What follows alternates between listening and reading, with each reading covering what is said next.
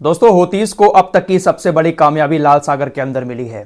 Houthis तकरीबन 2 महीने से लाल सागर के अंदर बहुत सारे जहाज़ों को जो इजराइल की तरफ जा रहे हैं टारगेट कर रहे हैं। बहुत सारे जहाज़ों पर हमला करके जहाज़ों को वापस भगा दिया है, लेकिन रात एक बहुत बड़ी कामयाबी मिली है। हूतीस ने रात एक एंटी शिप बैलिस्टिक मिसाइल से ब्रिटिश के जहाज को टारगेट किया जो तेल लेकर जा रहा था। हमला इतना खतरनाक हुआ कि पूरे के पूरे तेल के टैंकर में आग लग गई और जहाज मारा गया।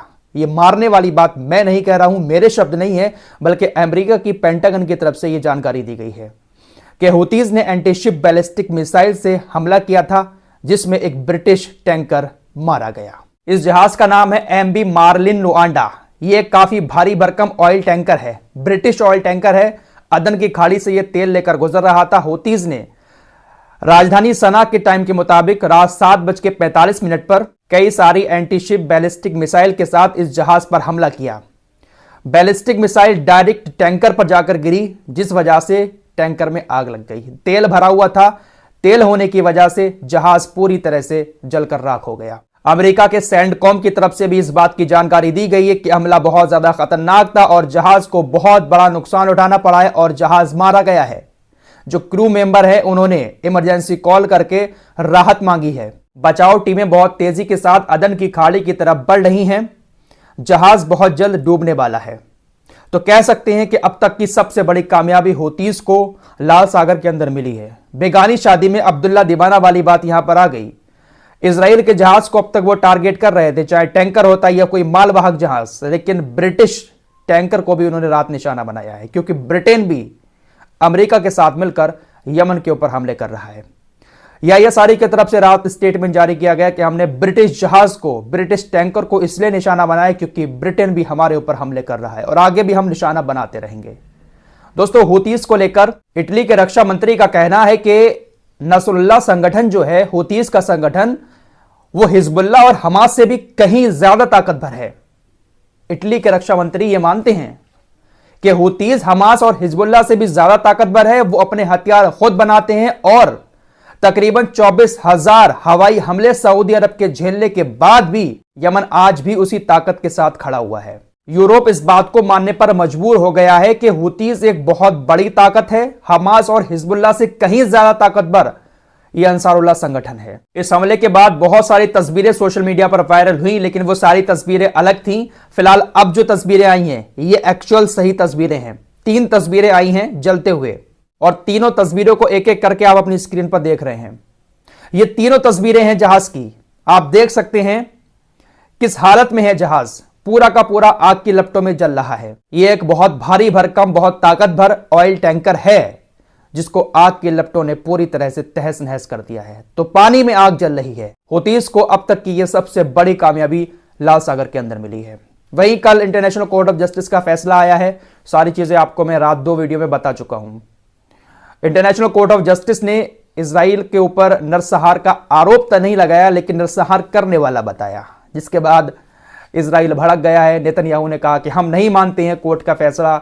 उसके कई सारे नेताओं ने कहा कि यहूदी विरोधी फैसला है। बहुत सारी बातें मैं आपको लास्ट वीडियो में बता चुका हूं। जिन लोगों ने नहीं देखी है जाकर देख सकते हैं। फिलहाल हमास का भी इस मामले पर स्टेटमेंट आया है। हमास का कहना है कि हम इंटरनेशनल कोर्ट ऑफ जस्टिस के फैसले का स्वागत करते हैं, जिसने कब्जा वाले राज्य को नरसंहार के आरोप में दोषी ठहराया है। अंतर्राष्ट्रीय कोर्ट के फैसले का मतलब गाजा में हमारे फिलिस्तीनी लोगों के खिलाफ सभी तरह के हमलों को रोकना है। हम इंटरनेशनल कम्युनिटी से दुश्मन को अदालत के फैसले लागू करने और हमारे लोगों के खिलाफ चल रहे नरसंहार के अपराध को रोकने के लिए मजबूर करने का आह्वान करते हैं। हमास ने इस फैसले का स्वागत तो किया है, लेकिन बात वही है कि नेतन्याहू नहीं मान रहा है। इसलिए हमास ने इंटरनेशनल कम्युनिटी से कहा है कि भाई, अदालत ने फैसला सुनाया है कि तुरंत सैन्य कार्रवाई बंद होनी चाहिए, तो आप मजबूर करें इजराइल को।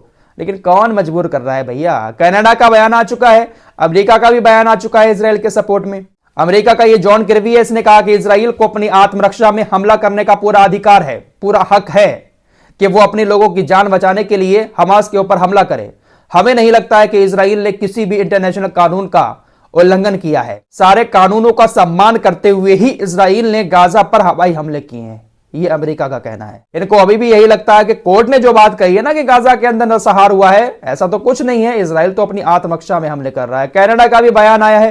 कनाडा की विदेश मंत्री मेलानी जोली ने कहा कि इंटरनेशनल कोर्ट ऑफ जस्टिस के फैसला आने के बाद भी हम इजराइल का समर्थन करते रहेंगे। कनाडा साउथ अफ्रीका की तरफ से लाए गए इजराइल के खिलाफ नरसंहार के मुकदमे का समर्थन नहीं करता है, कनाडा उसको रिजेक्ट करता है।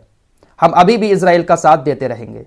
तो जब ऐसे लोग साथ हैं तो कौन सी इंटरनेशनल कम्युनिटी इनके ऊपर दबाव डालेगी? बाकी अरबियों से क्या ही उम्मीद करें कि वो इस फैसले को लेकर इजराइल के ऊपर कोई दबाव डाल सकते हैं। दोस्तों, रात ही मैं आपको बता चुका हूं कि कोर्ट का फैसला आने के 10 मिनट के बाद ही नेतन्याहू टीवी पर आकर सामने कहता है कि हम युद्ध जारी रखेंगे जब तक हम हमास जैसे राक्षस को गाजा से खत्म नहीं कर देते। हम अपनी आत्मरक्षा में हमले करते रहेंगे। कुछ ही देर के बाद इजराइल की सेना ने खान यूनिस के अंदर हवाई हमले शुरू कर दिए। पूरे गाजा के अंदर इजराइल की सेना ने सारे हॉस्पिटल को पूरी तरह से तबाह कर दिया है। किसी भी हॉस्पिटल में डॉक्टर काम नहीं कर रहे हैं। गाजा के अंदर खान यूनिस में सिर्फ एक हॉस्पिटल बचा है, नासिर हॉस्पिटल। इजराइल की सेना कई दिनों से इसी हॉस्पिटल के आसपास हवाई हमले कर रही है हमास के नाम पर। इस हॉस्पिटल को भी पूरी तरह से तहस नहस करना चाहती है। दोस्तों, इजराइल की सेना ने रात जो हमले किए हैं नासिर हॉस्पिटल के आसपास, इसकी वजह से पूरे हॉस्पिटल की लाइट चली गई है। पूरे हॉस्पिटल में लाइट है ही नहीं, अंधेरा छाया हुआ है। तकरीबन 500 मरीज वहां पर मौजूद हैं। हजारों ऐसे लोग इस अस्पताल में रह रहे हैं जिनके घरों को इजराइल की सेना ने हवाई हमले करके उजाड़ दिया है। हजारों लोग यहां पर मौजूद हैं और यहीं पर इजराइल की सेना हमास के मिटाने के नाम पर कार्रवाई की जा रही है। इंटरनेशनल कोर्ट ऑफ जस्टिस के फैसले के कुछ ही देर के बाद इजराइल की सेना ने हवाई हमले कर दिए, वो भी हॉस्पिटल के पास। इजराइल को रोकने वाला दुनिया में शायद कोई पैदा नहीं हुआ है। जब तक अमेरिका का साथ है, इजराइल किसी की नहीं मानेगा, चाहे कोर्ट हो या कोई और। फिलहाल 100 बात की एक बात यह है कि इंटरनेशनल कोर्ट ऑफ जस्टिस को तुरंत सीज फायर का ऐलान करना चाहिए था और यही साउथ अफ्रीका भी चाह रहा था। लास्ट वीडियो में मैंने कई सारे लोगों के ऐसे कमेंट देखे कि भाई सीज फायर अगर इजराइल कर देगा, वो तो कह ही रहा है कि हम 2 महीने का सीज फायर कर रहे हैं, तो फिर हमास राजी क्यों नहीं हो रहा है? देखिए, हमास कह रहा है कि हम सीज फायर के लिए राजी हैं, आप परमानेंट वाला सीज फायर करें। 1-2 महीने का सीज फायर का वादा करके सारे बंदूकों को छुड़ाकर आपको क्या लगता है कि नेतन्याहू अपनी बात पर टिका रहेगा? जो इंटरनेशनल कोर्ट ऑफ जस्टिस की बात नहीं मानना है, दुनिया में किसी भी नेता की बात नहीं मानना है, तो क्या वो अपनी बात पर टिका रहेगा? जैसे ही बंधक वापस आ जाएंगे, हमले फिर शुरू कर देगा। जब तक लिखित तौर पर सिग्नेचर नहीं करेगा किसी डील पर, दुनिया के सामने, इंटरनेशनल कम्युनिटी के सामने, कि भाई हम सीज फायर कर रहे हैं, परमानेंट वाला सीज फायर कर रहे हैं, तब तक शायद गाजा के ऊपर हमले बंद नहीं होंगे। अगर इसको वाकई में जंग रोकनी है, सुकून चाहता है नेतन्याहू, तो राजी हो जाना चाहिए। हमास का कहना है कि हम जैसे पहले अपनी सरकार गाजा में चला रहे थे, हम वैसे ही चलाते रहेंगे, परमानेंट वाला सीज फायर करके आप अपनी सेना को यहां से वापस कर लें। लेकिन यह बात नहीं मान रहा है नेतन्याहू। बात वही है कि कुर्सी बचानी है। जब तक नेतन्याहू इस युद्ध में है, इसकी कुर्सी बरकरार है। जैसे ही युद्ध खत्म हुआ, इसको हार मिली या सीज फायर हुआ, तो इसकी कुर्सी लुढ़क जाएगी। इसीलिए नेतन्याहू इस युद्ध को आगे बढ़ाया जा रहा है।